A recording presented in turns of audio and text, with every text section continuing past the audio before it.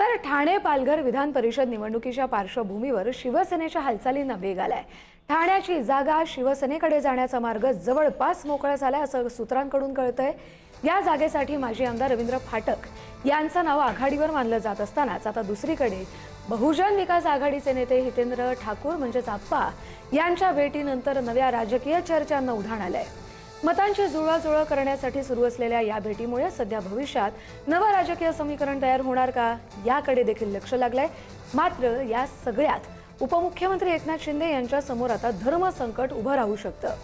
कारण एकीकडे रवींद्र फाटक यांची उमेदवारी जवळपास निश्चित मानली जाते, तर दुसरीकडे ठाकूर यांच्या बहुजन विकास आघाडीसोबत समीकरण जुळल्यास नव्या चेहऱ्याला देखील संधी द्यावी लागण्याची शक्यता व्यक्त होतीये।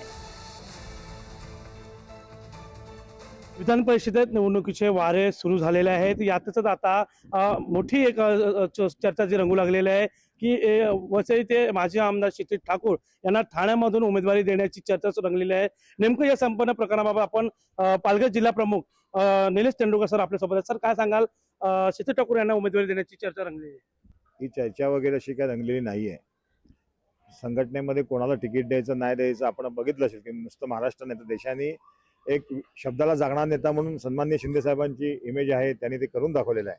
त्याच्यामुळे त्यांच्याकडे बघून त्यांच्या कामाच्या पद्धतीकडे बघून अनेक लोक आकर्षित होतात, त्याच्यातलाच एक भाग आहे। आमदार हितेंद्र ठाकूर आणि फाटक साहेब यांच्यामध्ये बैठक झालेली आहे, काय सांगाल नेमकं कशामुळे? फाटक साहेब विद्यमान आमदार आहेत विधान परिषदेचे आणि विभागीय नेते या जिल्ह्याचे आहेत। पक्ष संघटनेची जबाबदारी आहे, त्यामुळे निवडणुकीचा संदर्भ असेल, बाकी अनेक कामं असतात, त्या अनुषंगाने या भेटी होत राहतात।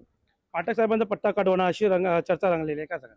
नाही, फाटक साहेबांचा पत्ता कट होणार का नाही मला माहीत नाही।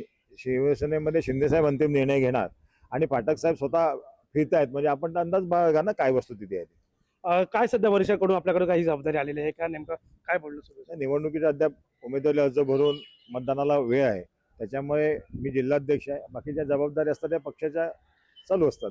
पक्षाकडून विलीनीकरण करण्याचं काम सुरू आहे, काय वाटतं होणार काय? नाही, असा मला काही विषय माहीत नाही, त्याच्यावर मी प्रतिक्रिया देऊ शकत नाही। विपुल पाटील, पुढारी न्यूज, विरार।